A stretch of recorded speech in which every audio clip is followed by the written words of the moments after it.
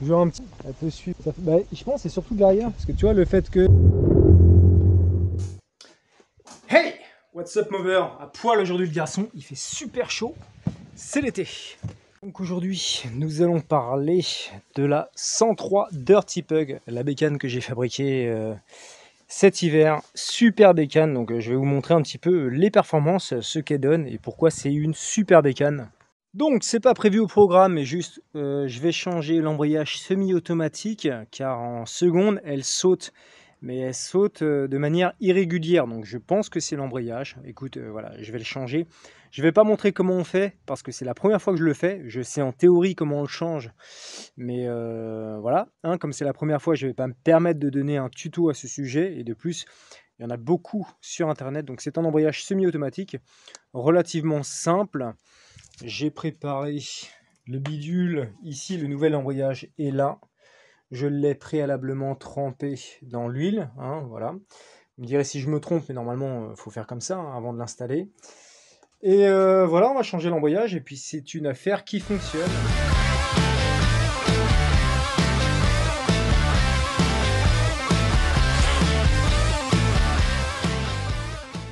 Donc voilà, cette petite brelle, je vais montrer un peu avec Juju, le pêcheur, les copains, comment ça fonctionne. Elle me regarde. Pourquoi elle fonctionne super bien en fait, je suis super content de l'avoir fabriquée, parce qu'elle répond à tout, c'est vraiment une dirt bike, mais version mobilette.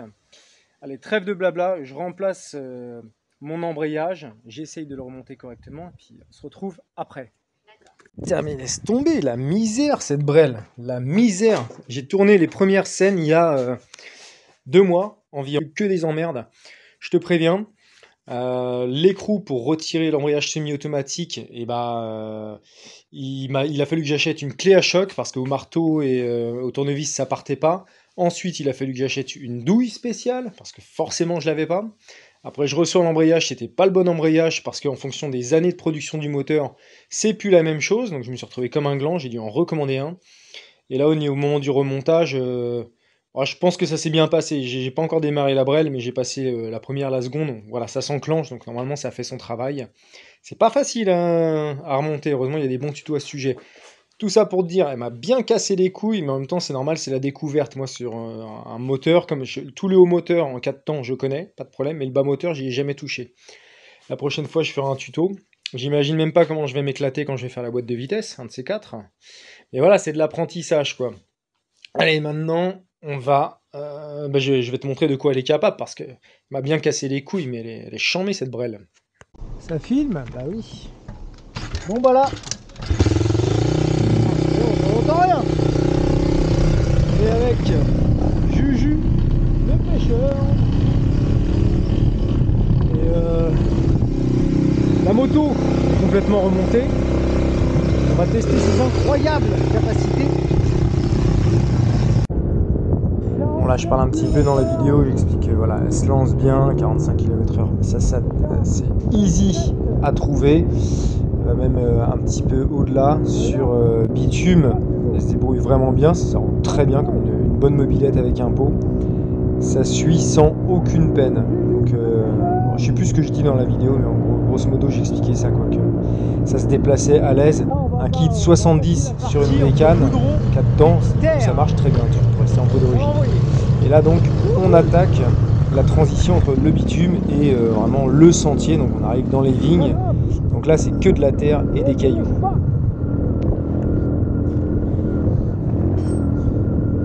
La brelle réagit plutôt bien.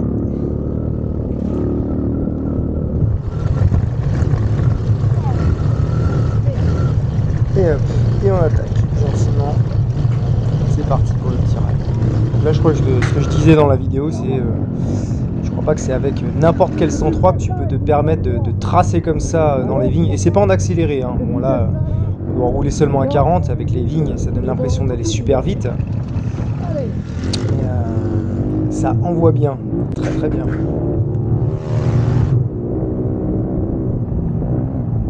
Alors, du coup c'est Juju, le pêcheur qui va filmer. Allez.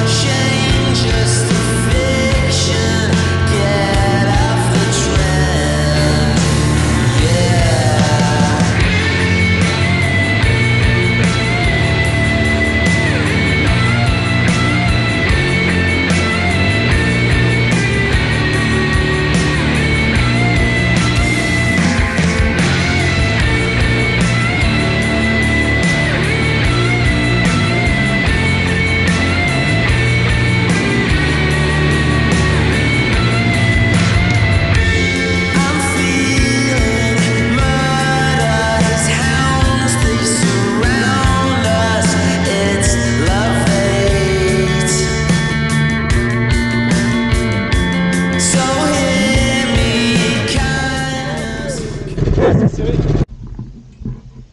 Regarde Juju, ce beau coucher de soleil là. C'est beau, hein. On est pas bien là entre mecs? Au-dessus de la goulaine. Hein? On va les s'enculer après. Hein. Pas sûr. Bon, cette petite Dirty Pug, Franchement, ça marche. franchement, ça marche. Ça marche. J'ai un petit peu d'entretien à faire ici et là de temps en temps. Donc là, il y avait l'embrayage a changé, mais parce qu'il était rincé. Ton pot, tu l'as pas remonté? Je l'ai changé, ouais, effectivement. Ouais. J'ai refait le coude et tout, parce que ça risquait trop de frotter Bah par ouais, terre. plus haut là, c'est mieux. C'est beaucoup mieux, ouais. Ça tient bien. Mais non, je suis content, voilà. Elle marche bien la Dirty Pug, tu vois. Elle peut suivre des. Franchement. Elle peut suivre des. Enduro à faire. Des Enduro dirt. léger. Enduro léger, ouais. Par contre, là tout à l'heure on a pris des cailloux et tout. Ça tapait fort, quoi. Pas le Ça châssis. tapait vraiment fort. C'est pas le même châssis et tout, Ouais, mais bah, je pense que c'est surtout de l'arrière. Parce que tu vois, le fait qu'il y a des suspensions de 103, non, c'est pas assez. Il faudrait des trucs beaucoup plus mous.